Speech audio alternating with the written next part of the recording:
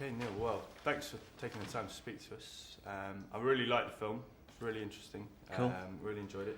Now, you grew up in the north, so very near Hadrian's Wall. So that's obviously something that was very close to you. Yeah. Is this a film that you've always wanted to make in this sort of setting? Yeah, I think. Excuse me. I think. Obviously, I was born and grew up in Newcastle. I lived for 7 years in Carlisle. Stretched between the two is Hadrian's Wall. Yeah. And I spent a lot of time, kind of driving past it, being on it, going on school trips to it. I've always been intrigued by the idea that these Roman soldiers kind of standing sentry on this huge wall and wondering what it is that they're defending themselves against. I mean, that's kind of a big deal, building a 60-mile long, 30-foot high wall to keep something out. So I've always been fascinated by what was above the wall, what was so terrifying to them. And as soon as I heard about the mystery of the disappearance of the Ninth Legion, I was just hooked and thought there's got to be a great story in there somewhere.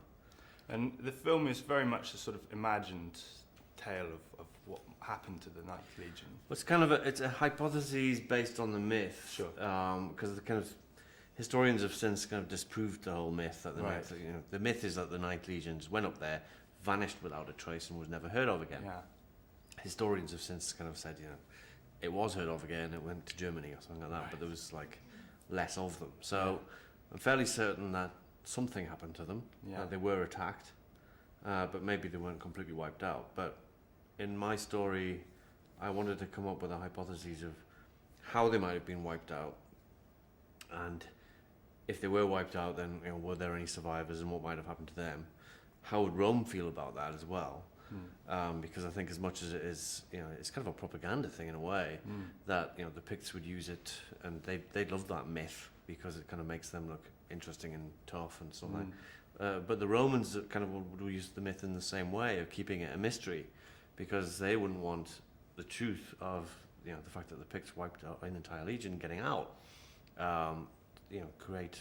Could destabilize the whole empire. So there's this kind of weird conspiracy kind of going on behind the scenes, but that doesn't really play much of a big part in it. Yeah. And did you find the fact that you weren't basing it entirely on what happened give you a bit of creative freedom, because you're not so much restricted by the historical accounts? It certainly allowed me a degree of creative freedom. Yeah.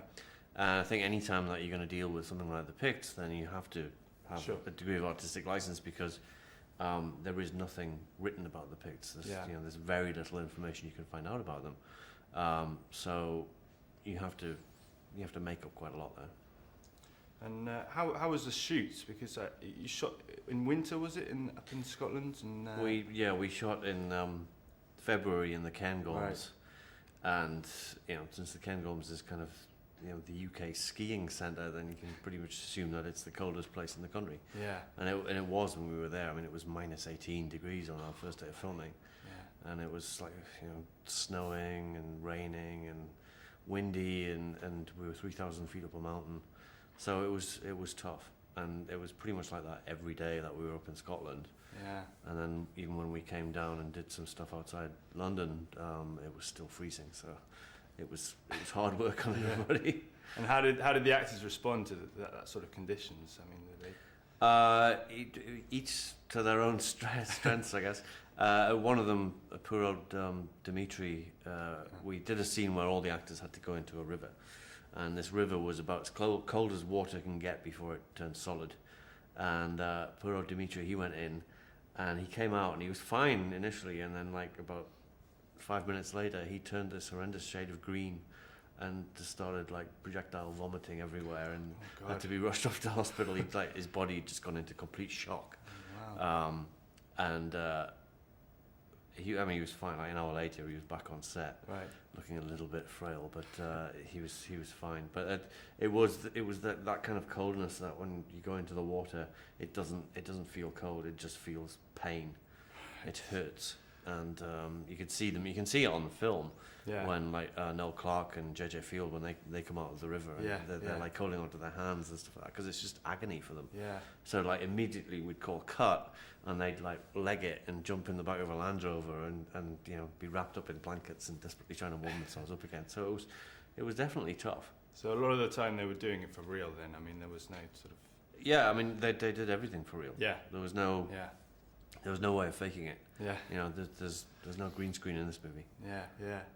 So how did were there any sort of memorable moments then? I mean, obviously you say that projectile vomiting is Yeah, that fairly was kind memorable. of memorable. Yeah. There was every day had its memorable moments.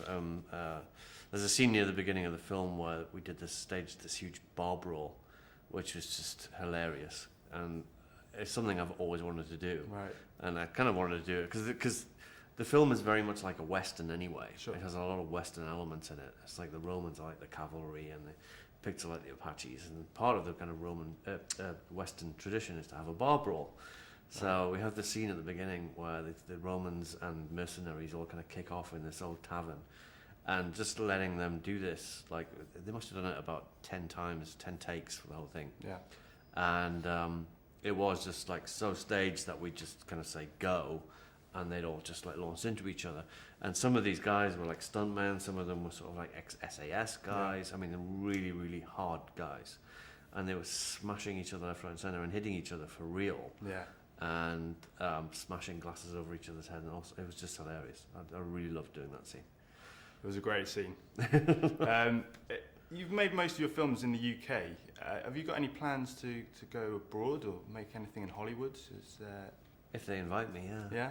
Yeah. At the moment, I'm working on a project which should take me to the States to Okay. do a horror film over there.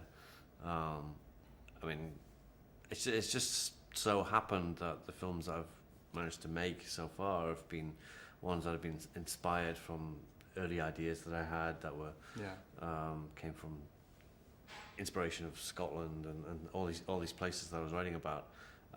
Doomsday we shot in South Africa, Right. but it was set in Scotland. So I think that was like a phase that I was going through, and this film is very much that kind of my last kind of tribute to that part of my inspiration, and see where it takes me next, really. Okay, brilliant. Well, I think that's all the time we have, but thank you very much for speaking to us, and good luck with your next film. Thank you very much. Cheers.